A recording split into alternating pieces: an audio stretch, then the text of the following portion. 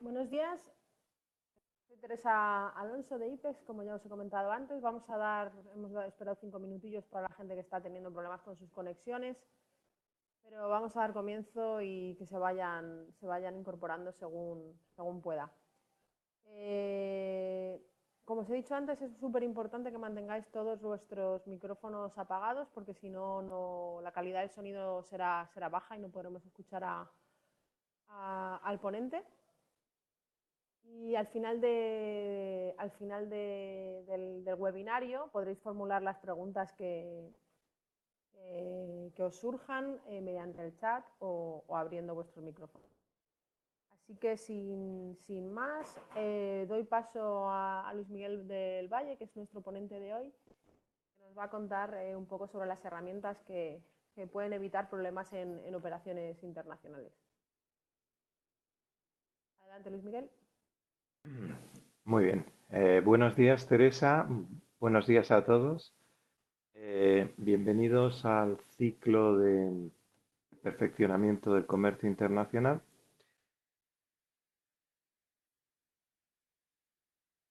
Hoy vamos a abordar en este webinario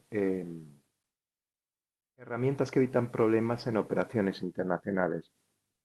Si bien hasta ahora hemos estado dedicando los webinarios a prepararse para la venta, ya que actualmente la venta es, digamos, el escollo más importante en operaciones de comercio internacional, eh, en el día de hoy vamos a tratar todo lo que viene después y sobre todo, mm, si las cosas suceden correctamente no pasa nada, pero ¿qué es lo que pasa cuando sucede algo que no está en nuestros planes, ¿no?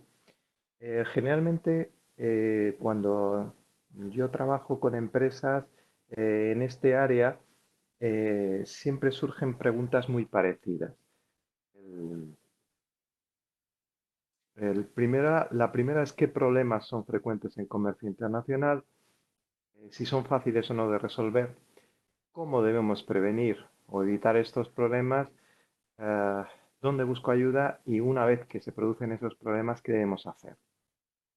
Bien, antes de continuar, comentaros algo sobre mí. Llevo más de 15 años trabajando en comercio internacional. He trabajado con cámaras de comercio, con organismos de promoción del comercio internacional como IPEX y con otros en España y América Latina. Lo que quiero comentaros hoy sobre todo es de un canal de YouTube que tengo sobre comercio internacional en el que estáis invitados a entrar y ver todos los temas que voy subiendo poco a poco. Mi página web y mi correo electrónico por si alguien tiene alguna duda concreta sobre este u otro webinario y quiere que la comentemos. Ese es el canal de comercio internacional en YouTube.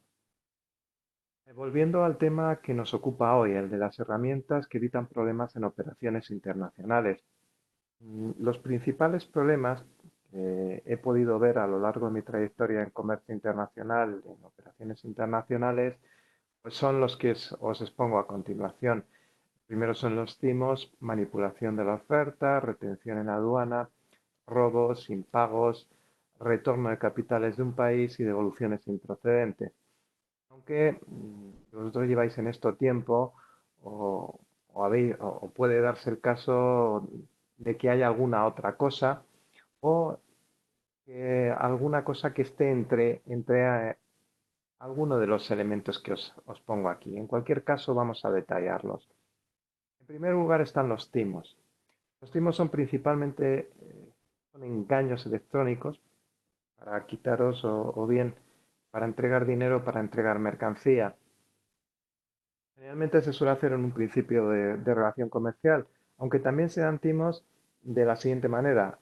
Se construye una confianza con varias operaciones pequeñas, con el pago ancoltado, y cuando ya hay una confianza, se hace una segunda, tercera, cuarta operación mucho más grande en volumen donde se produce un impago.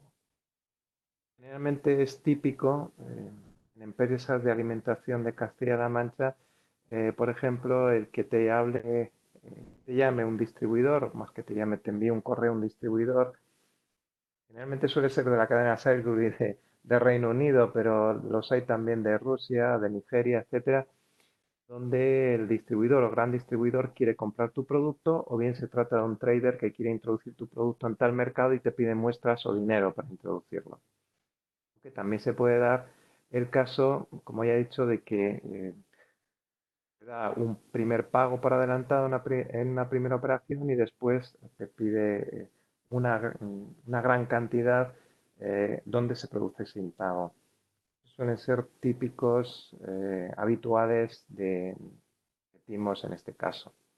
Luego veremos cómo podemos librarnos de ellos. En segundo lugar está la manipulación de la oferta.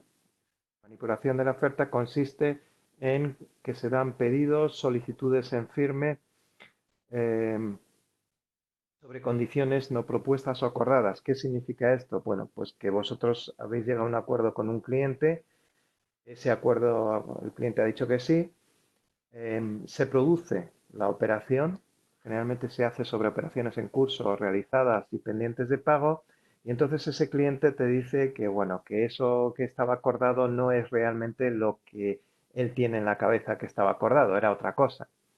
Entonces, el propósito es claro, o bien un impago o bien pagos por cuantía inferior. Si bien esto no tenemos que confundirlo con otra cosa, que es, generalmente se hace por operadores fiables o timadores, pero también se puede, no hay que confundirlo con otras cosas que se suelen dar, que son malentendidos o equivocaciones de empresas consolidadas. Pues el pedido te lo ha hecho alguien y después viene otra persona, no sabe y entonces te dice que no, que las condiciones serán otras. Pero eso, eso no es realmente, es una equivocación, un malentendido que generalmente se solventa. No es a lo que voy. Hay veces, y esto sí que lo he visto, con importadores de cierto prestigio, que se dan prácticas en lo que yo llamo la zona gris. Es decir, que aunque no se hace una revisión completa de las condiciones, pero sí que se suele dar algún problema, pues se negocia algo una vez cerrado el acuerdo. A mí me ha pasado con chinos, incluso con americanos. Otra cosa, otro problema que nos podemos encontrar son retenciones en aduanas. Generalmente se trata del bloqueo de una mercancía en puerto o aeropuerto de destino, bien por no cumplir unos requisitos técnicos o porque falta un papel o algo parecido, ¿no?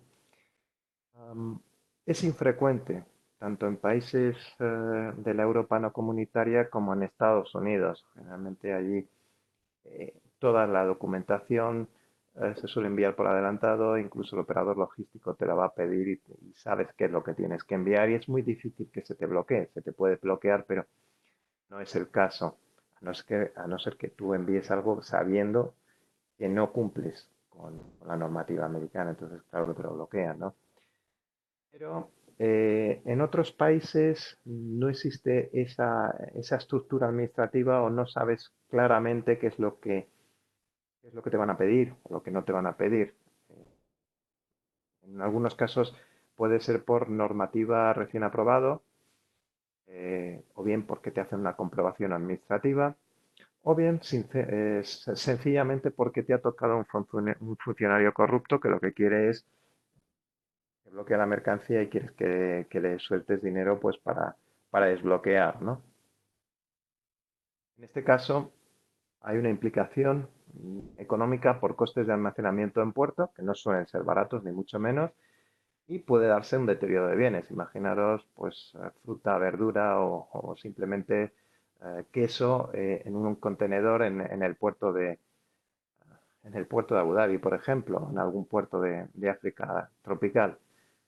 Eh, bueno, pues eso suele darse, puede darse, no suele darse, pero puede darse. En algunos países se resuelve sobornando al funcionario de aduanas. Y perdonad que os diga esto, pero es así, en la realidad.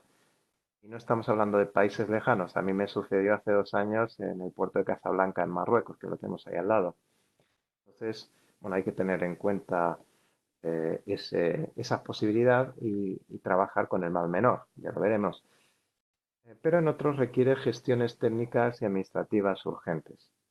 A mí me pasó, por ejemplo, hace 15 años en Argentina, pues que se puso en marcha una nueva legislación de la noche a la mañana para registrar productos eléctricos. Todos los productos eléctricos tenían que llevar el sello IRAM y todo lo que no tuviera el sello IRAM, y eso se aprobó en 3 días, todo lo que no tuviera el sello se quedaba en el puerto de Buenos Aires. Entonces hubo muchísima gente al borde de un ataque de nervios intentando resolver las cosas de un día para otro. No suele ser habitual, pero puede pasar. En este caso es necesario conocer no solamente la normativa del país, sino los posibles cambios que podamos tener a la vista.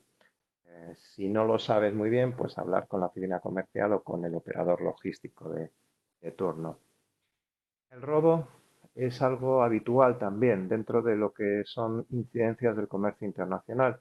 En cualquier momento del transporte de la mercancía, si se da en tránsito, pues en principio está cubierto por el seguro de transporte, pero en cualquier caso está sujeto a una revisión pericial y no se suele hacer de manera inmediata, con lo cual pues eso supone retrasos, tiempo, problemas y generalmente una merma, una pérdida de beneficios. Pero también puede darse el caso de que una vez entregada la mercancía, sea el cliente o alguien que trabaje para el cliente el que robe parte de la mercancía y el cliente te reporta que lo ha recibido en menor cantidad o cantidad adulterada. Eso me pasó a mí unos años en Kiev, en Ucrania. O sea, había una empresa que estaba subcontratada para hacer una serie de cosas y sus trabajadores se llevaban parte de la mercancía. Por tanto, ese es un tema bastante frecuente dentro de los problemas que nos podemos encontrar en operaciones internacionales. Siempre es positiva una certificación de carga, es decir, comprobar o que compruebe una tercera parte que la carga se envía correctamente y en las condiciones y en los términos acordados con el cliente. Puede suponer un coste, pero en algunas ocasiones ese coste conviene hacerlo ante la probabilidad de que sucedan este tipo de cosas. Aunque siempre hay que analizar también las opciones una vez que se ha producido ese robo, quién es el culpable, quién asume el problema. Y en cualquier caso, si nos toca a nosotros como parte afectada el tomar medidas, pues puede darse el caso de que tengamos que hacer descuentos, reembolso de parte de la mercancía, o bien una visita in situ al cliente para la comprobación, o bien peritajes. Esos son elementos que se suelen dar cuando sucede algún robo en una operativa internacional. Otra de las cosas que también suceden en operativa internacional son los impagos. Digamos que es la parte más frecuente o el problema más frecuente, ¿no? Generalmente se debe a diversos motivos. Vienen a timos, como hemos visto anteriormente, discrepancias en la mercancía, calidad, número, características. Puede darse el caso de lo que hemos visto antes, de que se quiere renegociar todo o simplemente ha habido algún problema, hemos enviado las cosas mal y bueno, pues el cliente no paga hasta que nosotros no le enviemos las cosas en su justa medida, ¿no? Tal y como hemos acordado. Bien, puede ser porque haya pérdidas, roturas, robos, mermas, etcétera, y el cliente no paga. Por cambios en la situación del comprador, esto ya empieza a tener un problema grave en el caso de que haya una bancarrota de nuestro comprador, porque haya alguna fusión, cambio organizativo, donde antes estaba alguien que elige y que toma unas decisiones, ahora está otra persona y no quiere asumir lo que se ha hecho anteriormente, etcétera. Puede darse el caso.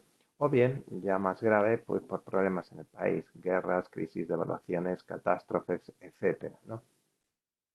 En cualquier caso, como digo, es un problema frecuente. Ya veremos cómo gestionarlo. Y también puede darse el caso de que un país determinado no permita el retorno de capitales. Se hace una operación, ese cliente quiere pagar, pero el país no permite que por encima de una cantidad de dinero se hagan ese tipo de pagos. Hay limitaciones para evitar la descapitalización del país. No suele ser habitual y se suele avisar de antemano, pero en algún caso sí que sucede, por lo menos a mí me ha sucedido. Si el vendedor no toma medidas, pues hay un bloqueo de pagos, parcial o total. En este caso, lo que vamos a tener encima es un problema de difícil resolución. Para evitarlo, bueno, pues se suele establecer sistema de pagos fraccionados. Ahí generalmente es el cliente el que sabe cómo está la situación en el país y avisa, bien por intermediarios o a través de pagos a terceros países. El cliente tiene una cuenta en un tercer país que es el que realiza el pago. Bien. Y luego, por último, tenemos las devoluciones improcedentes, que es cuando el vendedor devuelve sin previo aviso una mercancía por no cumplir lo establecido. Tú realizas una operación y de repente te encuentras lo que has enviado otra vez en tu empresa, diciendo, bueno, pues sin ninguna comunicación por parte del cliente. En este caso, acarrea unos gastos extras de transporte, obviamente, un impago, porque generalmente el comprador no va a pagar esa mercancía y se puede dar el caso de una merma en esa mercancía. Bien. En este caso es difícil de resolver porque, claro, el cliente no va a pagar, tú vas a tener ese problema y a ver cómo lo gestionamos, ¿no? Bien, hasta aquí lo duro, ¿no? Empezar un lunes por la mañana nublado y encima que te cuenten cuáles son los problemas que puedes tener en comercio internacional, pues no es algo bonito. Pero vamos a ver que existen herramientas que si las utilizamos bien nos van a evitar parte de estos problemas. En primer lugar está el análisis del comprador. Bien, esto es importante sobre todo en esto que hemos visto al principio de lo de los timos. ¿Cómo se puede hacer? En primer lugar, analiza la propuesta. Operaciones fáciles o muy rentables o alguien que no te conoce de nada y que es el director de una empresa que es importante en tal sitio, te pide algo y no te conoce de nada, desconfía.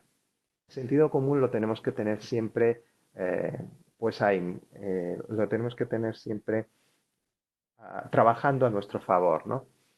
Hay que analizar esa propuesta, hay que ver qué es lo que pide, cómo lo pide y, como digo, si es algo muy fácil, desconfiar. Pero también podemos analizar al comprador a través de su página web. Compra, a quién compra, si hay alguna opinión de cliente o si viene trabajando desde hace mucho tiempo. Bueno, pues eso ya nos empieza a poner las bases de que esa persona sí trabaja en esto y sí es quien dice ser y hace cosas, ¿no?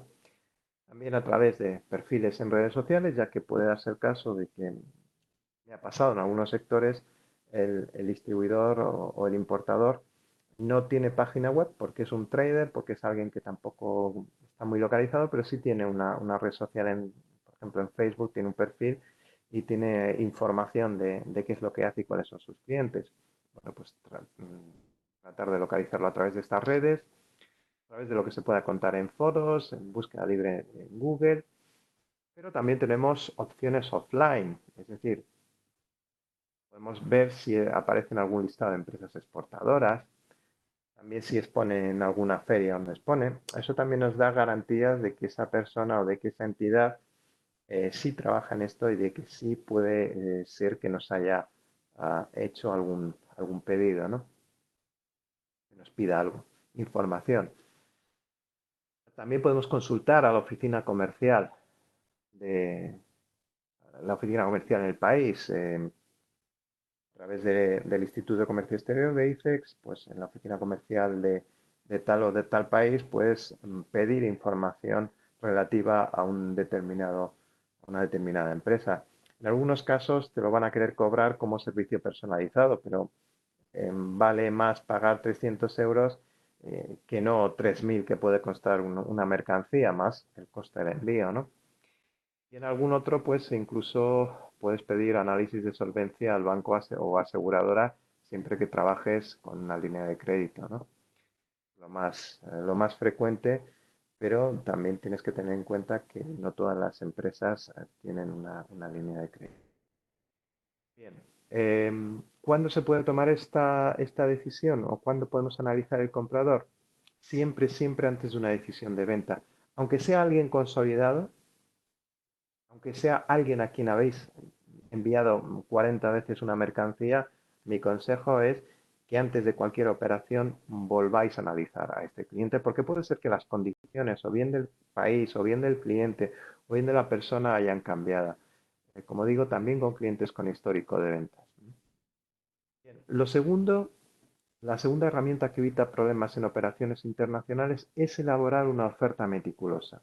En algunos casos sé que no se hace. Te hacen un pedido y bueno, pues nada, envías y se paga y ya está. Pero si nosotros somos meticulosos vamos a tener menos probabilidades de que nos pasen cosas. ¿Cómo se realiza una oferta meticulosa? Bien personalizada, siempre tiene que estar personalizada por cliente, fechada y con número de referencia. Eso es fundamental. Aquí no se pueden enviar la misma propuesta a todo el mundo. Y si se hace, por lo menos dejar una parte para personalizarla por cliente, como digo, fechada y con número de referencia. Tiene que ser concreta al máximo en el tipo de producto, modelo. Si nosotros tenemos referencia, pues poner el código de referencia. Si no, hacer una descripción muy detallada de lo que se está ofreciendo, los formatos, packaging, etcétera. El precio, si puede ser desglosado mucho mejor porque nos vamos a evitar problemas, que el cliente entienda muy bien cuál es el precio de nuestra oferta, con opciones, con transporte, si es básico, si metemos alguna otra cosa. Todo eso tiene que estar muy desglosado. En principio para que el cliente lo entienda, pero después también para evitar llamadas de información, que siempre nos van a retrasar. También la tipología, la fórmula de pago, ¿no? Las monedas, los medios, los tiempos de pagos propuestos, los descuentos, la promoción, todo esto tiene que estar muy detallado, porque así el cliente va a saber realmente qué es lo que qué es lo que le están ofreciendo. Producto, también hay que tener en cuenta que si eres una empresa o si tu operación está asegurada, hay que indicarlo. Asegurada con tal banco o con tal aseguradora.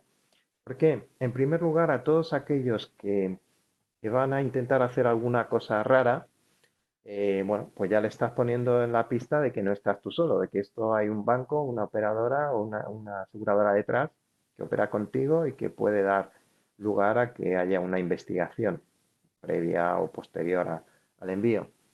Y en segundo lugar, pues aquel que va a hacer las cosas bien, pues le estás dando una confianza, que lo que estás haciendo, bueno, pues está respaldado por un sistema bancario detrás, ¿no? Un sistema de aseguradora, ¿no? Y que todo esto va a tener unas condiciones de seriedad.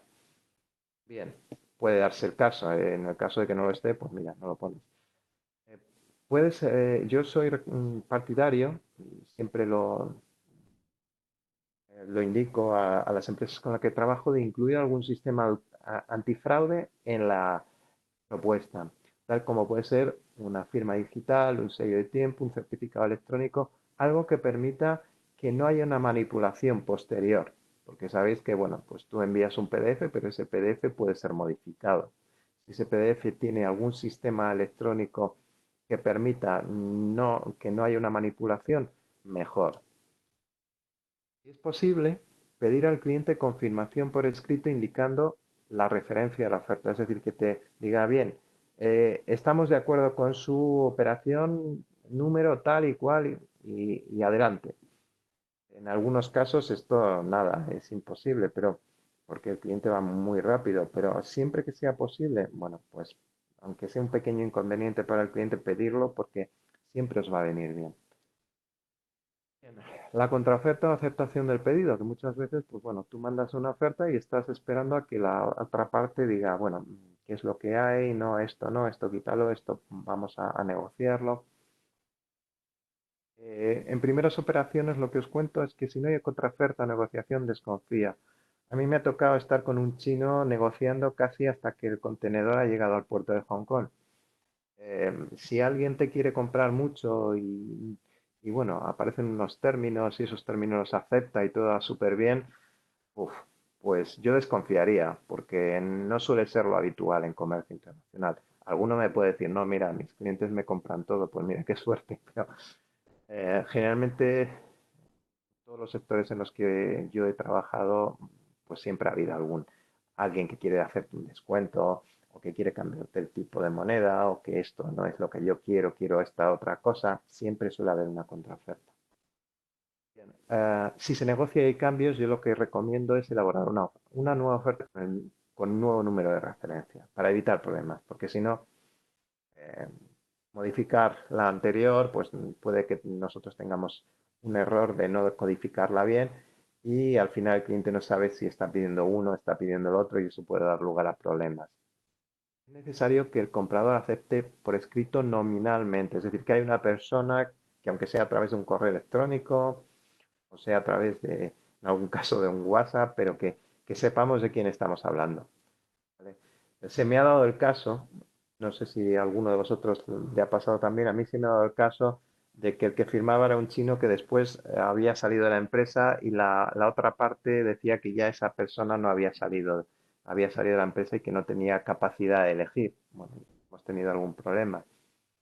Bueno, pues ha pasado también. Así que es imprescindible que si hay alguna aceptación de pedido venga firmada por alguien.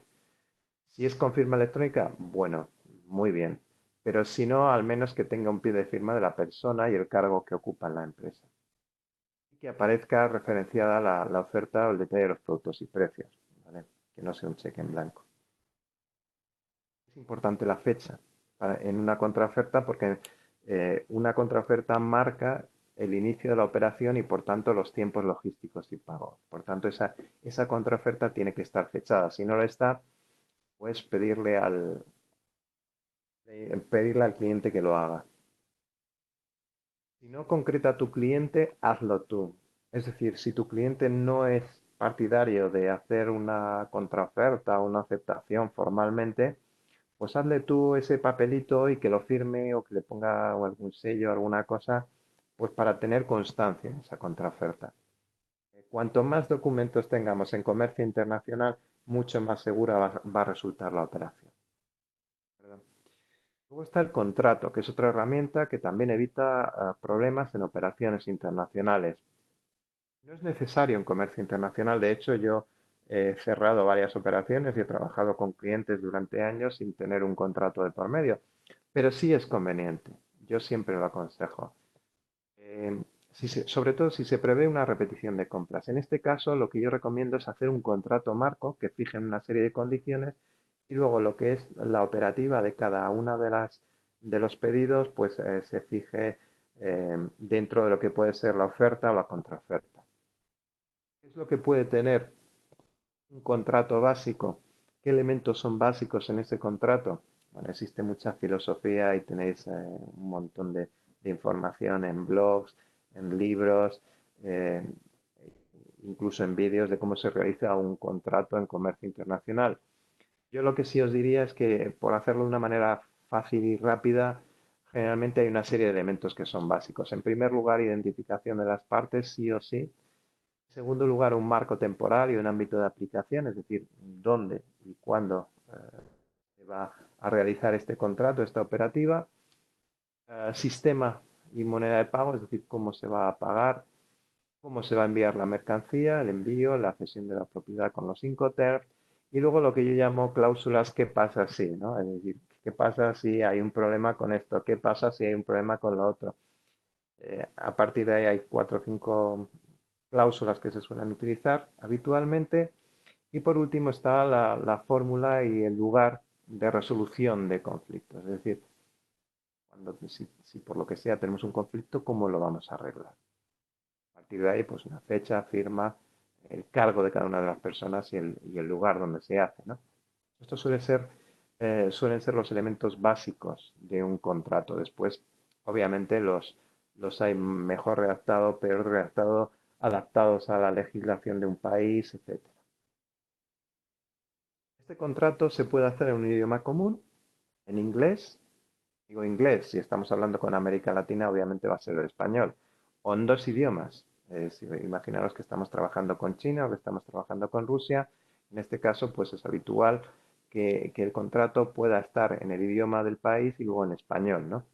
En este caso, hay que tener en cuenta que siempre va a prevalecer uno sobre los dos. ¿Por qué digo esto? Porque dentro de lo que es el contrato y cada uno de los idiomas, cada idioma tiene la traducción que sea literal, puede ser que haya algún término que no encaje perfectamente en una definición en un idioma y en otro. Por tanto, siempre hay que tener en cuenta que el contrato internacional siempre que se hace en dos idiomas siempre hay uno que prevalece. Debe ser claro y concreto, no debe dar lugar a interpretaciones. En muchas ocasiones nosotros, gente que nos dedicamos al comercio internacional y que no somos abogados, pues decimos las cosas tal y como creemos que son, pero siempre es bueno que haya una revisión porque puede ser que algo de lo que nosotros pensamos es claro, meridiano, y luego resulta que puede dar lugar a una interpretación. Por tanto, siempre es aconsejable una revisión.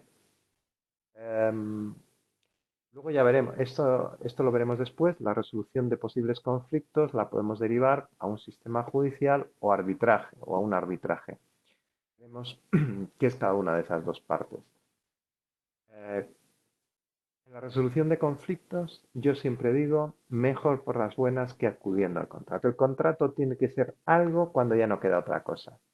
Pero siempre que podamos resolver un incidente, un problema, algo con nuestro cliente sin llegar a ese contrato, muchísimo mejor. Porque va a ser más rápido y generalmente eh, nos va a evitar, nos va a evitar males mayores. Si la relación continúa durante mucho tiempo, yo recomiendo hacer una actualización periódica del contrato. Puede que hayan cambiado las personas, porque puede que hayan cambiado las legislaciones de los países, eh, porque puede que haya cambiado la naturaleza incluso del contrato. Entonces, yo recomiendo hacer una actualización al menos con un carácter anual. En el caso de un conflicto sin acuerdo, pues siempre hay que evaluar las opciones. Generalmente yo cojo siempre la que menos gastos de tiempo, perdón, me he puesto aquí una errata, he puesto datos, menos gastos de tiempo y dinero tengamos. Otra estrategia, otro elemento que nos evita problemas en operaciones internacionales son certificaciones, test y ensayos. No siempre son obligatorias, pero son convenientes, validan un sistema de calidad, un producto o una carga. Es recomendable siempre en operaciones de gran volumen o valor, lo que decíamos antes. Oye, si me han certificado la carga, mi cliente nunca va a poder decir que yo le he metido otra cosa, porque hemos hecho una certificación de carga, aquí ha venido un buro de litas, un SGS, y nos ha medido un tercero que todo esto es correcto. Incluso han hecho test, ensayos, etcétera, ¿no? Eh, por tanto, facilitan las operaciones. Es importante conocer esos requisitos técnicos y documentales que se tienen que aplicar para evitar problemas. Y en cualquier caso, como digo, no siempre es obligatorio, pero si la operación es de gran volumen, yo lo aconsejaría. Después tenemos los seguros.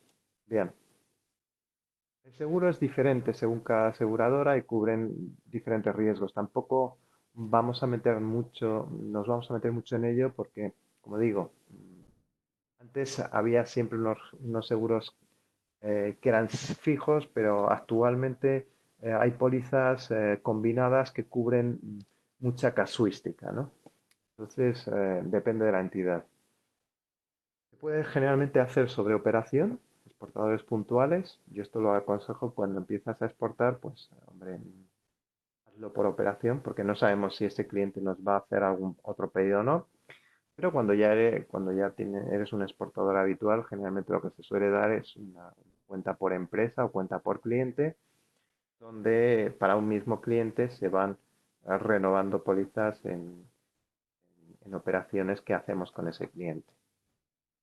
Siempre todos los seguros suponen un coste de la operación, por tanto, yo lo que aconsejo siempre y sobre todo en primeras operaciones es primar el pago sin riesgo. ¿Cuál es el pago sin riesgo? Aquel que te lo hacen antes de haber realizado cualquier tipo de envío de mercancía, es decir, el pago por adelantado.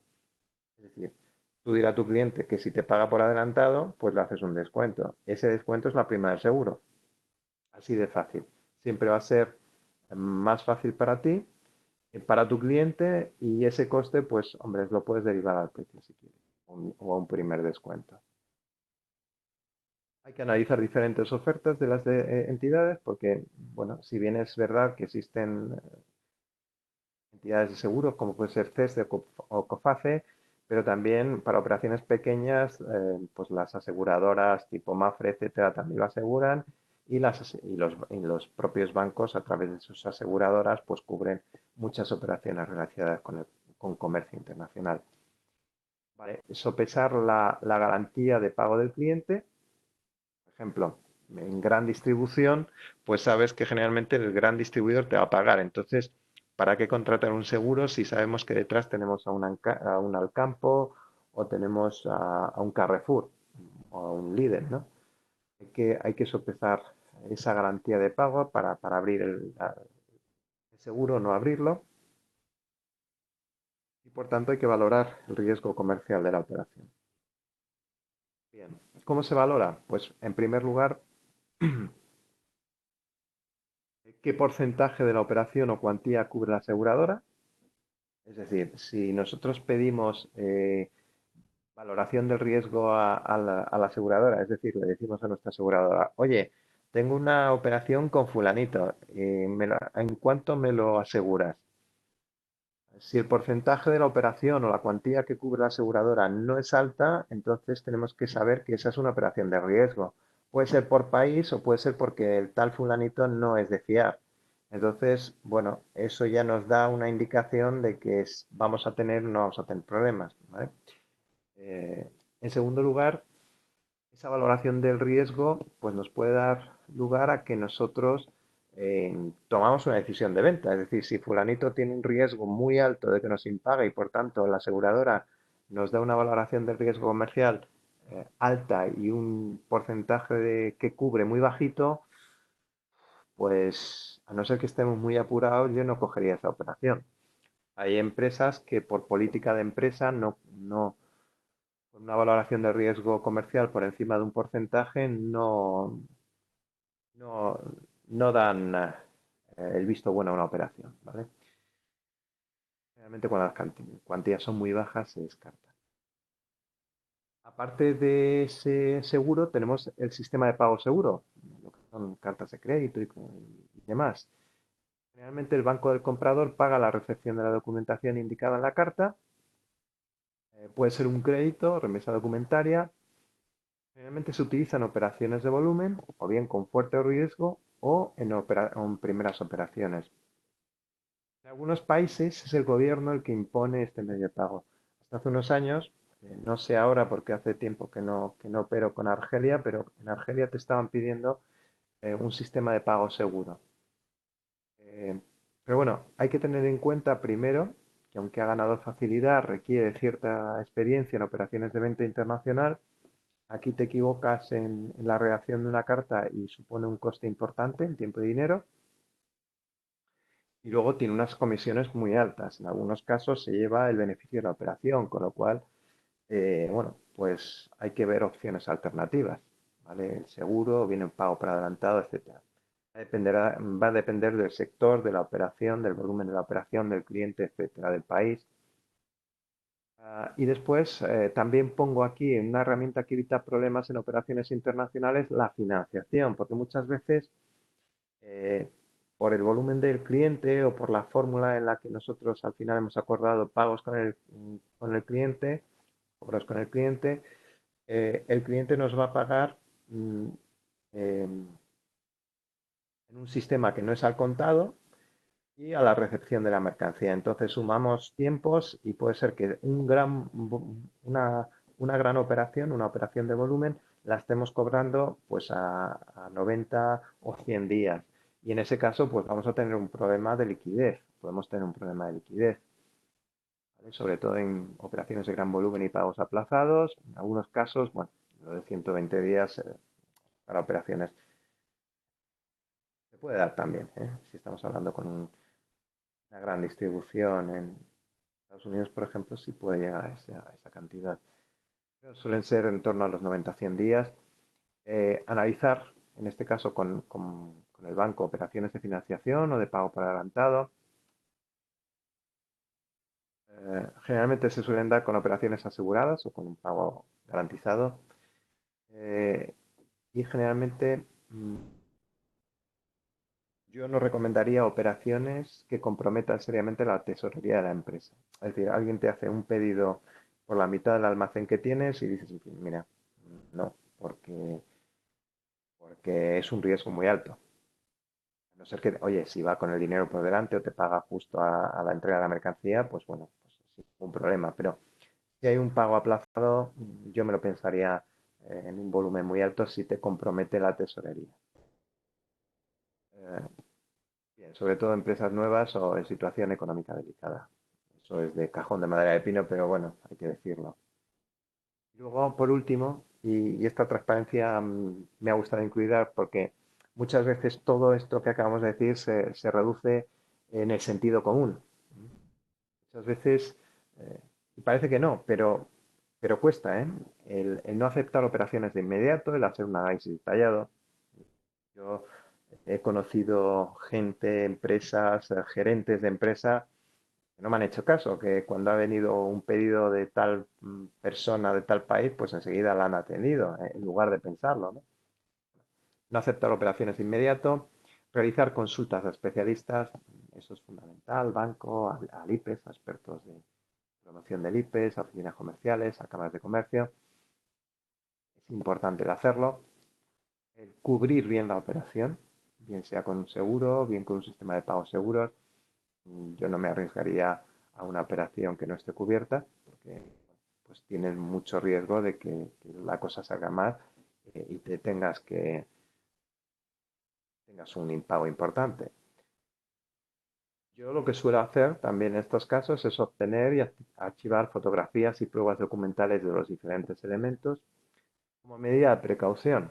Puede ser que eso no lo tengas que utilizar nunca jamás, pero bueno, siempre es bueno hacer fotos cuando hagas un almacén, cuando hagas una carga de productos, eh, si el transitario te va mandando los documentos en electrónico, pues también archivarlos. Todo eso es muy, muy positivo. E incluso aunque la operación ya se haya resuelto y te hayan pagado, pero mantén esos registros porque, bueno, pueden pasar cualquier cosa y siempre es bueno tenerlo. Conservador, menos beneficio versus seguridad de pago, es decir, eh, intentar siempre que sea posible, tenemos que elegir una operación que sea la más segura y no la que más rendimiento nos dé. Hombre, si se dan las dos cosas, pues muchísimo mejor, ¿por qué no? Pero por lo menos primar la seguridad de pago sobre el beneficio. Evitar operaciones de gran tamaño siempre que se pueda, a no ser que seas una empresa grande o que ya tengas una operativa ya destinada a esa operación y esté todo cubierto y esté todo bien y tengas experiencia en ello. En ese caso, pues adelante, ¿por qué no? Pero si eres una empresa que empieza, procura no empezar con una operación a lo grande porque siempre puede haber problemas. Y más vale que sea un problema sobre un palé que no sobre un contenedor, ¿no? Diversificar en mercados y operaciones, que no vayan todos al mismo mercado, porque si hay algún problema relativo al país o relativo a los clientes de ese país, pues, pues te puedes ver seriamente comprometido. ¿De acuerdo? Bien, pero todo esto es el antes. Es decir, bueno, todo esto que hemos dicho son cosas que se pueden hacer antes para que las cosas no pasen, para que los problemas no pasen. Pero ¿cómo gestionamos los problemas una vez que se han producido? Es decir, que alguien que te llama un día a las 8 te estás tomando un café en la máquina de la empresa y de repente recibes una llamada que dice, "Uf", te hiela la sangre y dices, ¿qué ha pasado aquí? No puedes dormir en toda la semana, ¿no? Bueno, pues, a ver, no todos los problemas son difíciles de resolver. Como puede existir muchos problemas de todo tipo, yo los he agrupado en cuatro áreas. La primera área es problemas de resolución fácil o pequeño coste que dependen de nosotros. Imagínate que tú has enviado a un cliente un palet y te has equivocado, ¿no? Y en lugar de enviarle y está en Francia, por ejemplo, o está en Portugal, y la has enviado en lugar de queso o un aceite determinado, pues la has enviado de otra marca que tienes o de otras características. Aquí os lo pongo, fallos, errores, omisiones en la documentación, envío de mercancía incompleta, etcétera. Esos son problemas difíciles, o sea, son problemas de resolución fácil. En ese caso, comunicarlos y gestionar su solución de manera inmediata. En algún caso me ha pasado que yo he resuelto el problema antes de que el cliente se dé cuenta incluso de que existía ese problema. Pero eso te da, bueno, pues una seriedad y te reconfirma que tú eres un proveedor de calidad para tu cliente. Generalmente no solamente hacerlo eso cuanto antes, sino establecer procedimientos o sistemas de trabajo para evitar que se repita. El problema no es que nos pase una vez, sino que nos pasen varias veces. Entonces, generalmente si la empresa tiene un sistema de gestión de la calidad tipo ISO 9000 y esto se entiende como una no conformidad, pues generalmente el propio sistema se va, la gente de calidad lo va haciendo, pero si no es así y te toca a ti, pues obviamente crea un procedimiento, crea un sistema de trabajo para evitar que ese pequeño problemita vuelva a pasar.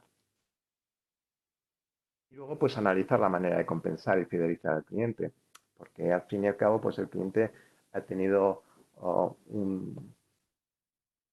un pedido que no ha sido satisfactorio y bueno, pues y además nosotros pues le podemos hacer algún tipo de descuento, algún tipo de regalo, algún tipo de material promocional, lo que sea, pues ese cliente no va a tener en cuenta ese pequeño error que depende de nosotros. Y por tanto, también tendremos que establecer un pequeño fondo de maniobra para que permita cubrir este tipo de fallos a nivel económico, porque alguna vez, pues a lo mejor el error cuantificado en términos económicos no es grande, pero en otros sí. Esa, esa compensación que debemos hacer al cliente, pues lleva un coste. En segundo lugar, tenemos los problemas de resolución fácil o pequeño coste que no dependen de nosotros. Bien, en ese caso hay que detectarlo cuanto antes.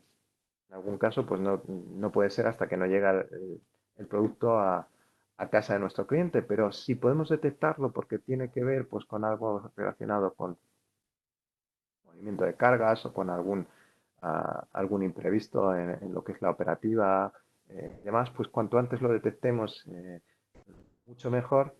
Y no solamente eso, sino que nos pongamos en contacto con la persona que pueda solucionarlo. Y digo persona y no digo entidad, porque aquí funciona muy bien el contacto uno a uno. Al final, hay muchas veces que bien sea un funcionario corrupto de Irak o sea un funcionario de aduanas de Estados Unidos o un operador o un transportista de Canadá, al final son personas y tenemos que tratar con personas. Por tanto, o sea, nuestro cliente, al final es una persona y nosotros tenemos que trabajar con personas. Y eso que no se nos olvide. Bien, hay que ser persuasivo y empático. Dependemos de él o de ella para que esto se resuelva. Por tanto, no podemos ir con un aire militar en esto. Hay que ir con mano izquierda. Y haciendo ver la importancia de su trabajo. Es decir, que si resuelve su trabajo nos está haciendo un gran favor. Es posible incluso darle la solución hecha. Mira, nos falta este sellito, mira, te pongo el documento para que lo selles, me lo devuelvas y ya está todo correcto. Cuanto menos que tenga que trabajar, mejor. Ya, a lo mejor es una decisión inmediata. Bien, en algún caso, pues como ya hemos dicho antes, pues a lo mejor hay que darle una recompensa o incluso si lo está pidiendo un pequeño soborno. Un gran soborno, eso hay que ver y hay que analizar opciones, ¿no? Y en cualquier caso, hay que buscar vías de resolución alternativa desde el minuto cero. Es decir, imaginaros que esa es una persona que quiere hacer las cosas mal, bien porque sea un timador, o por lo que sea no le gusta nuestra empresa, o está buscando o está negociando con un competidor nuestro a nuestras espaldas y quiere eh, echar por tierra la operación. Bueno, pues ir con independencia de que nosotros seamos muy persuasivos con esta persona y buscando vías de resolución alternativa. Es los problemas de resolución difícil o gran coste que dependen de nosotros. Bueno, aquí la cosa se empieza a complicar. En este caso, lo primero que tenemos que hacer es analizar opciones de resolución. Es decir, ¿qué es lo menos malo? Ir a la más simple, la más barata y sobre todo la que menos nos dañe y daña al cliente. ¿Vale? Eh, Esto es así. Puede que solamente haya una solución y tengamos que pasar por ahí, pero si es posible tener al menos dos o tres soluciones y analizar cuál es el impacto de cada una de ellas, mejor. Si involucra a varias áreas de la empresa, siempre es positivo crear un comité de crisis. Imaginaros pues que es un producto que se ha roto y que, bueno, pues debido a algún pegamento que utilizas o alguna cosa, bueno, pues oye, a lo mejor alguien de producción tiene que estar aquí pues para verlo, para analizar, a lo mejor nuestros proveedores nos han mandado algo que no está correctamente, tenemos que analizar esa causa y transmitírsela directamente a nuestro cliente. Hay que buscar ayuda de profesionales del sector, bien sea aquí o bien en destino. Es decir, imaginaros que ha habido una rotura de carga o que ha habido algún robo. Pues hombre, el que haya algún perito o alguien en un sistema de alguien en el país que pueda actuar como parte tuya y analizar las cosas, ir al lugar donde se ha producido el incidente y pueda darte una opinión veraz y fiable, pues siempre está muy bien, ¿vale? En algún caso, pues, y a mí me ha pasado, pues tener que coger un avión e irte de un día para otro a un sitio porque hay algún problema. Bueno, pues si hay que hacerlo, se hace. Desde luego hay que comunicar la incidencia al cliente y estar pendiente de él en todo momento. Al final, bueno, pues a lo mejor puede que dependa esta incidencia o este problema de él, pero a lo mejor no es de él. Como hemos dicho antes, puede ser un robo, puede ser un desplazamiento de carga que hace que el producto no llegue en las mejores condiciones. En cualquier caso, como hemos dicho antes, si depende de nosotros tomar medidas en la empresa para que no vuelva a suceder. Igual que cuando el problema es pequeño, pues bueno, pues no deja de ser un incidente. Cuando el problema es grande o nos supone un perjuicio económico, con más razón todavía, para que esto no vuelva a suceder. Obviamente, como hemos dicho antes, si tenéis la posibilidad de crear un fondo de maniobra, mucho mejor. Llegamos a la madre del cordero, es problemas de resolución difícil o gran coste que no dependen de nosotros. Es decir, cuando hemos hecho una operación, la cosa no ha ido bien, nos han pagado, ha habido algún problema y ya entonces, bueno, pues como digo, si antes no has dormido durante una semana, en este caso no duermes en 15 días. Pero bueno, ese es el trabajo de comercio internacional. Depende de las responsabilidades de cada parte. Es decir, puede ser que sea por nuestro cliente o puede ser que no sea por nuestro cliente. En cualquier caso, hay que buscar una opción viable, como hemos dicho anteriormente, como ya yo os he comentado cuando hemos hablado del contrato, más vale un mal acuerdo que un buen pleito. Eso siempre es verdad. Porque se va a resolver de manera más fácil y sobre todo pues bueno, vas a obtener algo. Si te toca hacer un pleito, a lo mejor lo único que te toca es pagar. Ya lo veremos a continuación. Analizar los costes de impacto de cada opción, es decir, también en este caso ver si hay varias opciones y coger la más fácil para nosotros, la que menos nos cueste. La prioridad aquí es obvia, recuperar el dinero, mercancía y cliente, y en ese orden. Es decir, lo primero que tenemos que hacer es que esto no nos suponga un prejuicio para nosotros y para nuestra empresa, ¿vale? Si es posible, recuperar la mercancía, aunque la mercancía en algunos casos pues puede tener merma o puede ser que ya directamente sea para tirar, por tanto es mejor recuperar el dinero. Y por último, el cliente, si el problema no depende del cliente, es un cliente importante, es un cliente con el que ya tenemos un histórico de ventas, pues intentar no perderlo, ¿vale? Eso puede suponer pues el tener que ir a hablar con él, darle alguna gratificación económica, algún descuento especial, lo que sea, pero bueno, a veces pasa. Eh, si depende de la decisión de una persona, pues como hemos dicho antes, buscar un contacto directo y empatizar con él. Si de esa persona depende que la operación al final salga más o menos bien, oye, esa persona no la tenemos que llevar al huerto y perdonarme la expresión, pero nos tiene que ayudar, sí o sí. Y como digo, a veces es necesario coger un avión, desplazarse al punto de destino e incluso generar nuevas negociaciones. Hemos mandado un contenedor por un valor de 25.000 euros, se nos queda pagado porque el cliente ha dicho que en vez de 25.000 te va a pagar 18, pues vete a negociar porque prefiero recuperar 18 a no recuperar nada. Esa es mi opinión. Puede ser que otra persona tenga otra opinión distinta, pero yo por la experiencia os digo, prefiero recuperar 18 a intentar recuperar 25 y que al final no recuperes nada. Y por tanto, usar alternativas de fuerza solo como solución final o amenaza, no antes. Esas soluciones de fuerza pueden ser reclamadas a través de un sistema judicial. Y cuidado con esto, porque generalmente suelen ser procesos largos y costosos, incluso aunque sean en tribunales españoles mercantiles, suelen ser procesos largos y costosos. Es necesario un análisis de costes, probabilidad de obtener reclamado en tiempo favorable.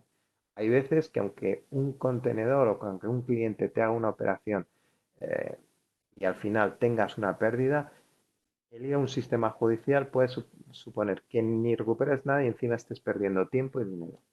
Es así, o sea, os podría decir otra cosa, pero es así. Para ello se necesita un abogado experto en el sistema judicial del país. Eh, bueno, en la Unión Europea tenemos más o menos un marco legal propio. Y aquí no vamos a tener problemas, pero nos vamos a Estados Unidos.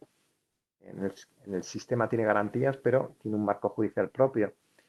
Te vas a otros países como China, ya el acabose, ¿no? Ahí tienes que tener realmente eh, alguien que sepa manejarse muy bien en los tiempos y en el sistema judicial de aquel país. Para eso, pues puedes buscar ayudas en asociaciones, en Instituto de Comercio Exterior, en oficinas comerciales, etcétera. A veces el sistema judicial no ofrece garantías, es lento o no permite hacer efectiva la sentencia. Me ha pasado en alguna ocasión, eh, no, yo no he tenido que litigar en China, pero conozco empresas que litigando en China han estado un montón de años y al cabo de los años la persona o la entidad, aunque le han dado la razón, ha desaparecido y la justicia china no persigue a la persona, persigue a la entidad. Entonces, pues si la entidad ha desaparecido, pues esa persona se queda inmune a un posible castigo, ¿no? En Pakistán, pues también he conocido gente que aplica una legislación un poco rara y en función de lo que le viene en gana al juez de turno, ¿no? En cualquier caso, siempre, siempre, siempre, aunque hayas iniciado un proceso judicial con la otra parte, si puedes llegar a un acuerdo extrajudicial beneficioso, ni te lo pienses. No, es lo que decía antes, más vale ganar 18.000 que intentar ganar 25 y que al final no ganes nada. Y luego está el sistema arbitraje frente al sistema judicial. Es una fórmula de resolución de conflictos reconocido a nivel internacional. Generalmente es más rápida y económica que la judicial, aunque no se suele utilizar mucho. El árbitro estudia la documentación, crea un equipo pericial, escucha a las partes y a partir de ahí emite un laudo, que es como una sentencia, porque se puede equiparar a una sentencia. Tú vas con un laudo judicial a un país y en principio el sistema judicial del país te tiene que admitir ese laudo como si fuera una sentencia. Lo que pasa es que a veces no es inmediato. Hay un trámite administrativo judicial y tarda un tiempo en que ese laudo sea una sentencia firme de ese país. El laudo, como digo, debe ser trasladado a sentencia por tribunales nacionales. Esto generalmente se utiliza en grandes operaciones, lo habréis oído, cuando hay un estado de por medio, pero es algo que nosotros generalmente como empresas pequeñas lo podemos utilizar.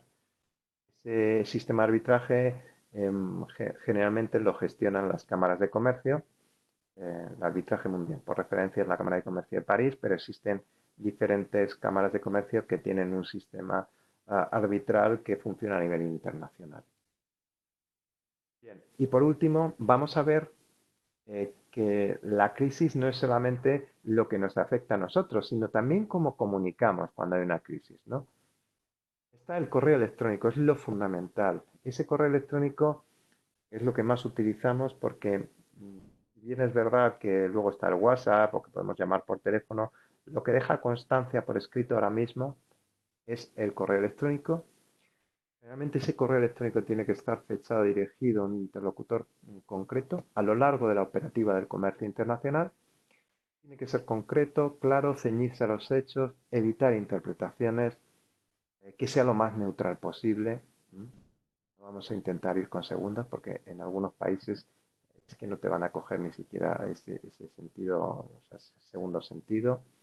Acompañado de fotografía, documentación técnica, informes, todo eso se tiene que hacer en un correo electrónico. Buscar exponer la situación, pero también la implicación de la otra parte. Y al final, como hemos dicho antes, el correo electrónico va dirigido o nuestra comunicación va dirigida a otra persona y esa persona tiene que hacer algo para que el problema se desbloquee. Por tanto, no sea simplemente una exposición de hechos, sino moverle de alguna manera que nos ayude o que ayude a la operación a resolverse. En ningún caso debemos hacerlo de manera áspera, brusca o desagradable, aunque sea un funcionario corrupto que nos esté pidiendo dinero. Pero es que el ser áspero o brusco o desagradable no nos va a llevar a ninguna parte. Nos va a llevar en algunos casos a que ese funcionario, en lugar de pedirnos X, nos pida 2X. O sencillamente coja la mercancía y la tire. Entonces, cuidado con todas estas cosas. Eh, y en cualquier caso, yo siempre recomiendo complementarlo con llamadas telefónicas. Por ejemplo, útil pues para establecer un seguimiento. Oye, mira, te he enviado un correo con todo, cómo lo has visto, no lo has visto, qué te parece, cómo podemos actuar.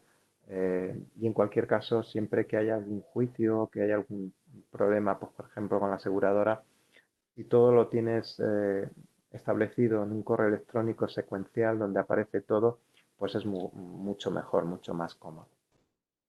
Y a partir de aquí, pues esta era la última transparencia. Si tenéis alguna pregunta o tenéis algún problema que podamos resolver aquí sobre la marcha, pues soy todo oídos.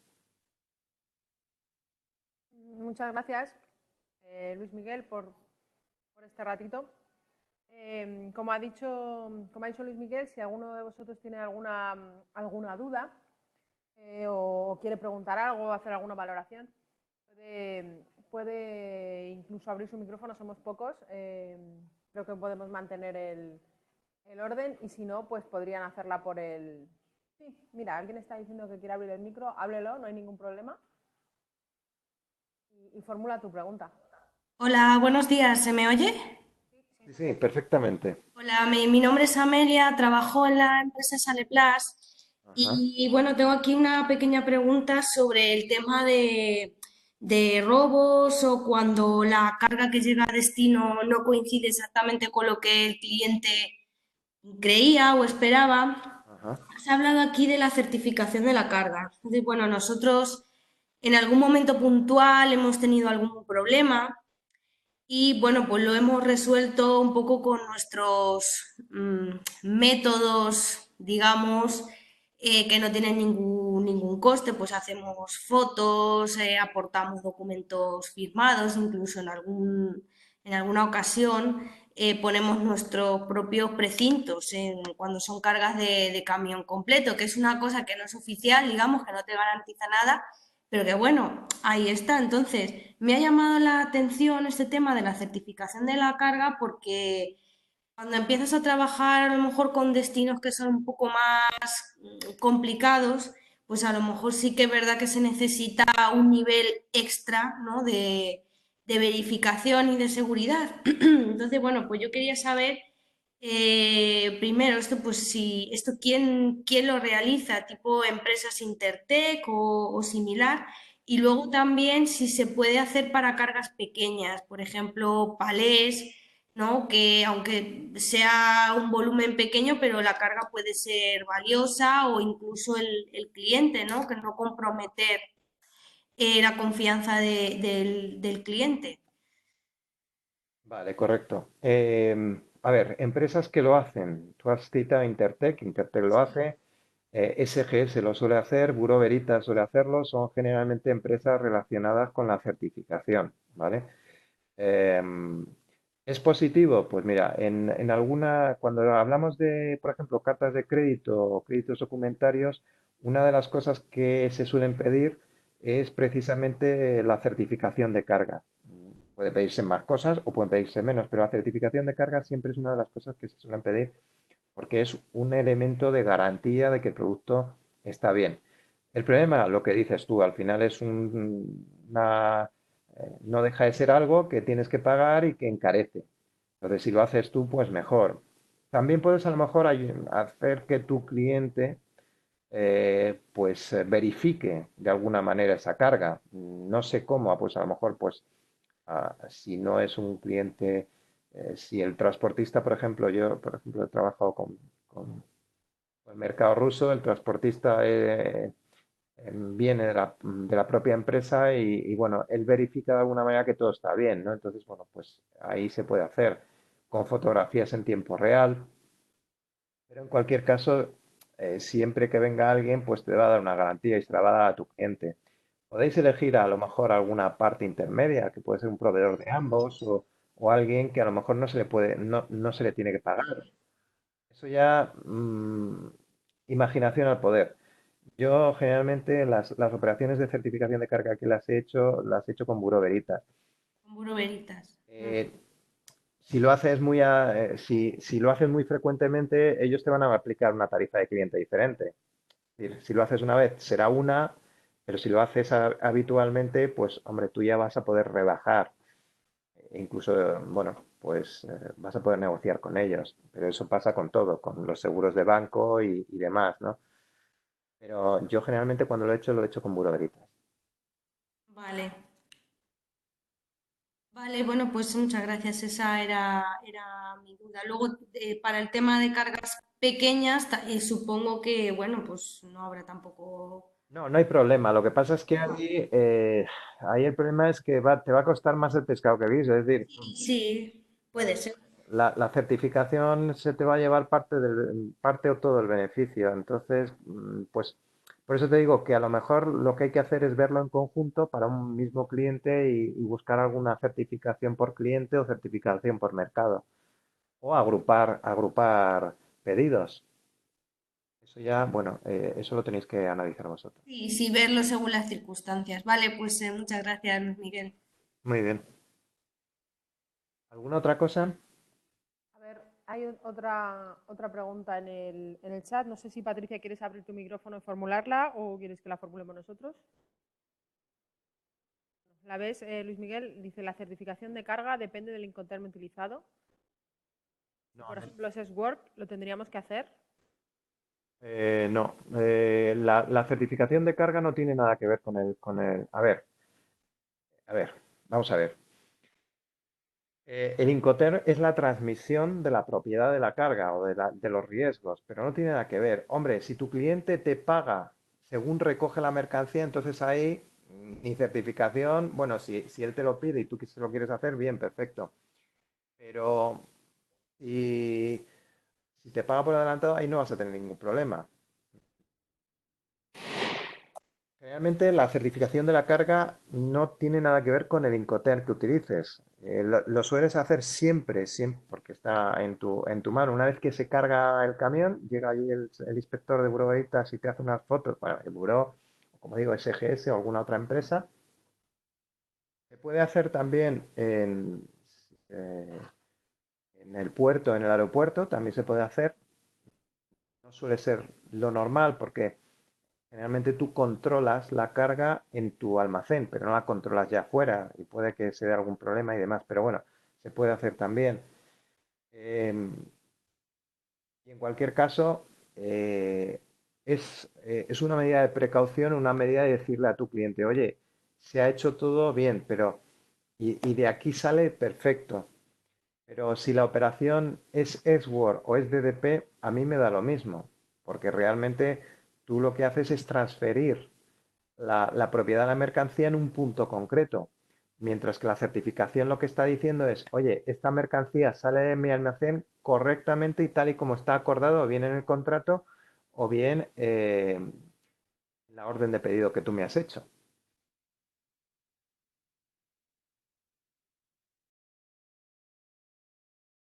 Ok, Luis Miguel.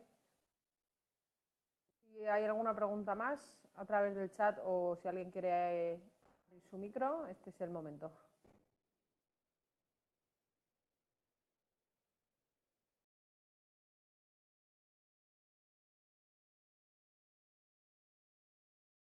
Bien, pues parece que nadie más quiere decir nada, pues yo... Bueno, eso es que a lo mejor no han tenido problemas ahora, pues eso me alegro mucho porque no deja de ser un marrón. Claro. Pues muchas gracias, Luis Miguel, muchas gracias a todos los demás participantes. Os enviaremos la presentación por correo electrónico al correo que habéis proporcionado en la inscripción. Nada más, nos vemos nos oímos en el próximo. Hasta luego y gracias. Muchas gracias.